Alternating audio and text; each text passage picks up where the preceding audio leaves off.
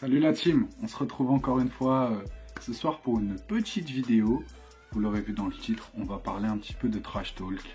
Je suis encore tout seul ce soir, malheureusement.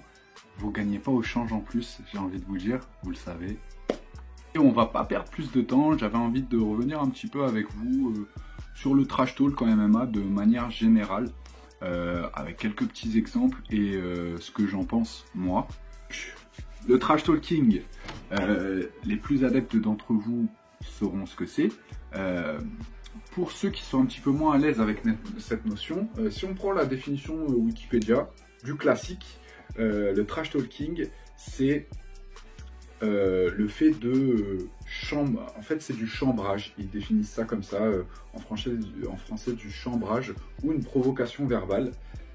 Et derrière en fait c'est le fait de aller avoir des propos insultants ou provocateurs envers son adversaire lors d'une compétition sportive. Donc ça, c'est la définition classique de Wikipédia. Donc, derrière, qu'est-ce que ça nous dit? Ça nous dit que déjà, le trash talk, il n'est pas utilisé dans tous les sports.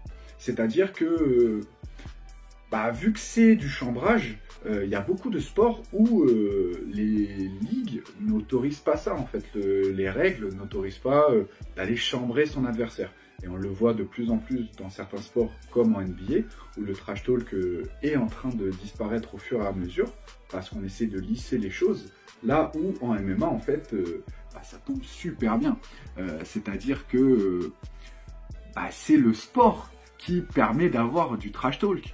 Les mecs se cassent la gueule tout le temps, donc forcément, quand avant des matchs, il faut un petit peu parler et derrière assumer, c'est des combattants, les mecs aiment ça. Donc ça a l'air super positif quand j'en parle comme ça. Vous devez sûrement vous dire que ça apporte du divertissement, plus d'histoire, un petit peu de pique, et c'est aussi ce qu'on aime, nous, on va pas se mentir. Oui, je suis d'accord avec vous. Voilà, fin de la vidéo. Mais plus sérieusement, je suis d'accord avec vous, et je suis d'accord avec moi-même même, mais pour moi, il y a une nuance, et il y a surtout une limite au trash talking. Je vais vous prendre deux images de combattants qui sont assez importants en ce moment et dans l'actualité. On va prendre le trash talking de Cédric Doumbé et le trash talking de Colby Covington. Et je vais vous nuancer tenter de vous nuancer les différentes manières de trash talker et pourquoi, pour moi, il y en a une qui pose un problème et qui est potentiellement un fléau à venir en MMA. Donc, on va commencer par le cas Cédric Doumbé. Parce que pour moi, c'est la forme de trash talk finalement qui se rapprocherait d'une certaine perfection à mes yeux. Même si il y a eu 2-3 fois où la limite, je me suis dit, oula. Mais donc, Cédric Doumbé, je vais pas vous refaire tout le profil, c'est pas le but. Kickboxer de génie qui entame sa transition, qui a entamé sa transition vers le MMA, qui est maintenant en 5-0 suite à sa victoire contre Jordan Zebo en 6 secondes. Et je pense que, en fait, c'est pendant ce combat-là, on s'est rendu compte vraiment du potentiel trash talk. Je pense qu'avant ça, finalement, très peu de gens connaissaient Cédric Doumbé. Et en fait, il a explosé grâce à ça. Parce que pour moi, son trash talk, comme le trash... Là, j'ai pris Cédric Doumbé pour que ça parle au plus grand nombre. Mais j'aurais pu prendre le trash talking de Chael Sonnen ou d'autres trash talking comme ça, où pour moi c'est vraiment du génie. Je m'explique. Cédric Doumbé, il n'y a pas si longtemps que ça, les gens ne le connaissaient pas. Et en fait, lui, je pense mieux que quiconque en France, a compris que c'était pas forcément le sport ou ta discipline qui allait faire qu'on parle de toi, c'est aussi ton côté extra-sportif, ce que tu représentes, ce que tu montres. Il y a plein de gens qui connaissent Cédric Doumbé sans avoir regardé un combat de lui. Ça, c'est quand même un fait, c'est incroyable. Finalement, en France, mais il n'y a pas tant de sportifs que ça qui sont reconnus comme ça, alors qu'on ne les connaît que extra-sportivement. je pense que Doumbé maintenant commence petit à petit à entrer dans cette catégorie. Puisque ses 4 premiers combats, il a affronté des peintres et que son premier gros choc, c'était contre Jordan Zebo et que ça a duré 6 secondes. On ne peut pas dire qu'aujourd'hui, Cédric Doumbé, on parle de lui pour ses qualités dans la cage. À la limite, il a une hype parce que champion de kickboxing, mais derrière, ça s'arrête là.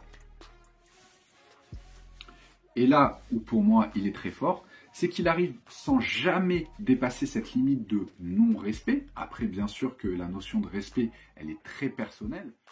Donc ouais, Doumbé, son trash talk est très fort. C'est vraiment quelqu'un qui vit avec son temps, qui n'hésite pas à utiliser tous les réseaux qu'il a disponibles, que ce soit YouTube, on voit aussi beaucoup de réels ou de formats un petit peu short avec lui, parce que ça marche bien aussi.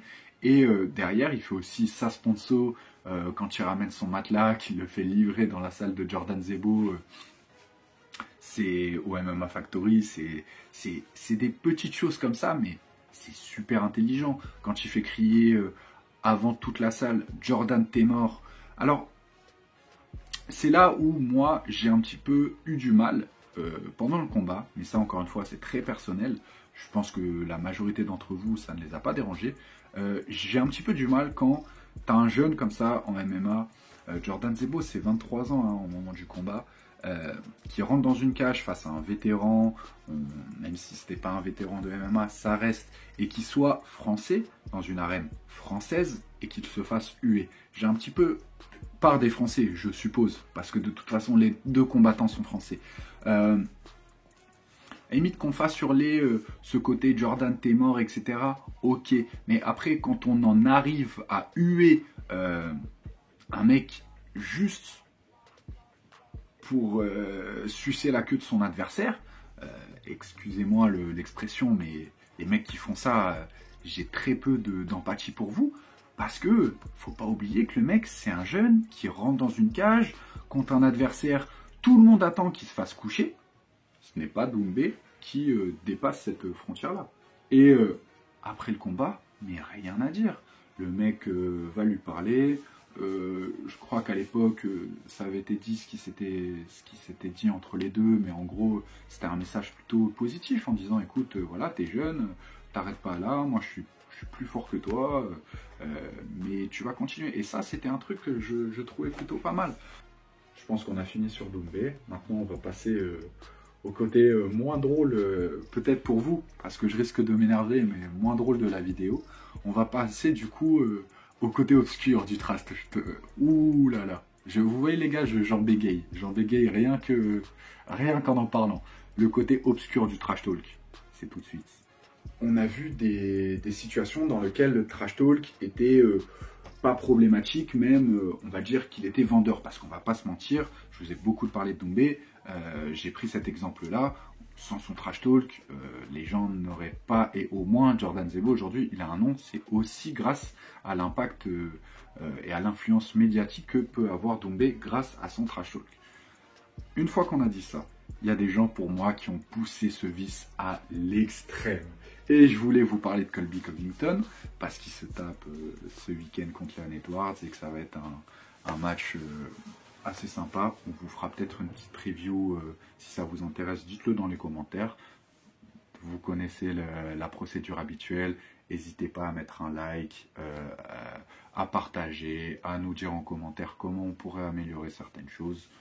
Tout avis est bon à prendre, donc vraiment les refs, n'hésitez pas, c'est comme ça que vous allez nous faire grandir.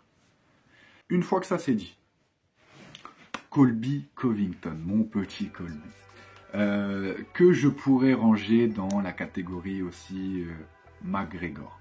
Je sais que c'est pas exactement la même chose, mais on peut faire un package parce que je pense aussi que Colby Covington, ça parlera peut-être pas à tout le monde, même si ça devrait, surtout sur une chaîne de MMA, mais je pense aussi à mes refs qui commencent, qui veulent s'informer, etc.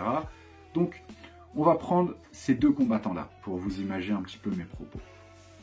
C'est-à-dire que pour moi, pourquoi ces genres de combattants poussent le trash talk à l'extrême. Mais en fait, et d'ailleurs, j'ai du mal à moi leur en vouloir, dans le sens où on le sait, Colby Covington, super combattant, rien à dire, il a son style, il a sa manière de combattre, il l'a trouvé, et je ne remets absolument pas en cause son aspect sportif, justement. Ce que j'ai un petit peu plus de mal, c'est avec le côté extra-sportif de Colby Covington, parce qu'on sait très bien que quand il signe à l'UFC, il est champion de lutte au lycée, enfin au collège pour les ricains. Il gagne ses combats petit à petit, il en perd quelques-uns, mais il en gagne plus qu'il en perd, etc. Il faudrait, je vous mettrai, comme d'habitude au montage, son début, jusqu'à un moment, un certain combat où l'UFC lui dit, écoute, en gros, tu vends pas assez, quelle que soit l'issue de ton combat, nous, on te re-signe pas derrière. Colby, qu'est-ce qu'il fait? Il va, c'était un événement au Brésil, il insulte, mais quand je vous dis tous les Brésiliens, c'est tous les Brésiliens, les Brésiliennes, leurs animaux de compagnie et les insectes qu'on va trouver en Amazonie. Ah, il a insulté la terre entière. Mais il n'y a pas de secret, les gens parlent de lui. Parce que les gens, que vous fassiez des bonnes choses ou que vous en fassiez du mal, les gens, ils vont parler de vous. C'est d'ailleurs le problème. C'est qu'en fait, ces gens-là, on devrait ne pas les calculer finalement. C'est comme ça que tu les fais taire. Et en fait, ça, du coup, l'UFC a capté très vite que ça a créé un engouement, excusez-moi, autour de Colby Covington. Et derrière, il s'est enfermé dans ce personnage-là. Mais pour moi, aujourd'hui, Colby est dans un personnage. Et encore une fois, Doumbé l'est aussi. À la différence que, pour moi, Colby dépasse trop souvent les frontières. C'est-à-dire que je pense qu'il n'y a pas de secret s'il s'est embrouillé derrière avec tout son ancien team. C'est-à-dire que tu peux rester dans ce côté, ok, je vends, j'insulte, etc. Mais c'est du business. Et là, tu t'embrouilles avec Jorge Masvidal, tu t'embrouilles avec tous les gars de ta team. C'est compliqué. On l'a vu aussi, que ce soit pendant ses combats avec Ousmane, on l'a vu plein de fois faire des sorties de route où il va parler de la famille, de la femme, des enfants. Pour moi, c'est quelque chose qui n'a rien à faire dans le MMA. Parce que derrière, en plus du côté un petit peu bizarre, c'est qu'en fait, la personne en face, elle est humaine. Et que vous allez me dire, oui, mais c'est le but de le faire sortir. Ok, ça j'entends, mais je pense que c'est aussi à nous, et peut-être à l'UFC, même si je pense que ça sera jamais le cas, parce que comme on l'a dit, c'est des choses qui rapportent, et eux, c'est bien. Forcément, ils s'en mettent plein les poches. C'est des événements qui font des millions en pay-per-view. Et ils sont bien contents. Hein. Mais pour moi, ne pas imposer ces limites-là, c'est la porte ouverte à plein de dérives. Parce qu'en fait, que ce soit le combattant qui est dans une stature, lui, il le sait que c'est à la limite du business, qu'il n'est pas comme ça. Mais la personne en face, elle ne le sait pas. Et puis, tout le public ne le sait pas. Combien de fois on a vu, je fais une petite aparté, mais vous savez, ce côté, dans une série, quelqu'un qui joue un méchant, et quand on va le croiser en vrai, on imagine qu'il est méchant. C'est très court dit comme ça, mais pour vous imaginer le truc, Cersei, l'actrice qui jouait Cersei dans Game of Thrones, pendant le prime de la série, elle disait que même quand elle allait faire ses courses, elle tombait parfois sur des fans qui l'insultaient, parce qu'ils n'arrivaient pas à faire la nuance. C'est la même chose à l'UFC. Les gens ne font pas forcément, le grand public ne fait pas forcément la nuance entre le personnage et l'athlète. Et on l'a vu notamment, c'est pour ça que je voulais vous prendre aussi l'exemple de McGregor, parce qu'on a eu de réelles conséquences. C'est-à-dire que tout leur trash talking entre lui et Khabib, super, c'est top. Parce que derrière, en fait, ça fait vendre, et que en pay-per-view, c'est un truc de ouf. T'as un réel engouement derrière, c'est super. Mais aller insulter tous des pays, aller insulter une religion, aller insulter la famille, moi, ça me pose problème. Après, de toute façon, comme je le dis aussi souvent, hein, cette vidéo, c'est pas une vérité, c'est la mienne. Et le but, c'est de vous la partager, qu'on en discute dans les commentaires. En tout cas, je trouve qu'à ce niveau-là, il y a un petit souci. Parce que Conor trash talk quand il est avec en face d'un Nate Diaz, c'est hilarant. Parce que c'est... Nate Diaz, il est dans ce côté-là aussi, un petit peu de trash talk et posture gangster. Et les deux se respectent. Derrière, ils vont aller se checker, ils vont avoir des mots, même si il va y avoir une revanche, etc. Mais avec Khabib, c'est pas le même style de personne, les gars, qu'on s'en rende compte. À la fin, à l'époque, c'était le plus gros événement UFC, ça a été quand même entaché, parce que Khabib a sauté dans la foule, parce qu'il voulait taper les mecs du clan McGregor. Et donc, vous imaginez bien ça. Pour ceux qui connaissent un petit peu le basket, c'est ce côté Pistons versus Pacers, où en fait, il y a des débordements, et derrière, tu ne peux... C'est compliqué, tu peux plus contrôler, et il y a plein de choses. Et je trouve que, justement, de ne pas mettre parfois de limites à certains combattants, en leur disant, écoute, frérot, ici, c'est pas la rue, en fait, c'est une organisation, tu peux pas te permettre de dire n'importe quoi. Peut-être pas aseptisé comme le fait, je sais que je fais beaucoup de mise en relation avec la NBA, mais c'est parce que, pour moi, c'est un des autres principaux sports qui vraiment utilise le trash talk ou l'utiliser. Et donc, pour mes collègues basketteurs, si je devais vous faire un petit peu la comparaison, on aurait Doumbé qui serait plutôt un trash talker type Larry Bird, toujours assez drôle, toujours... et McGregor qui serait plutôt un trash talker côté Gary Payton. Même si c'est un joueur que j'adore, je pense que dans un terrain ou dans un vestiaire, tu avais juste envie de tchouk tchouk et c'est bon, basta. Tout ça pour dire que, pour reprendre, il y a eu du coup un mouvement de foule et jusqu'à quand en fait, enfin, où est-ce qu'on va vraiment attendre qu'il y ait une dinguerie qui arrive un jour, que ce soit entre deux combattants ou entre du coup les clans de chaque, ou parfois même... Et les gars, ça doit rester un sport aussi. Alors, je sais que c'est un sport différent parce que c'est un sport déjà de combat qui en plus en mixe beaucoup, donc c'est compliqué. Mais pour moi, c'est vraiment à Dana White et à l'UFC de mettre peut-être certaines limites, certains règlements, ou alors se poser, si tu veux vraiment pas mettre de règlement, se poser avec les combattants problématiques et dire dans un bureau, écoute, là, stop, tu vois, ou tranquille. Il faut mettre certaines limites. Après, encore une fois, je sais pas si vous serez d'accord avec moi ou pas.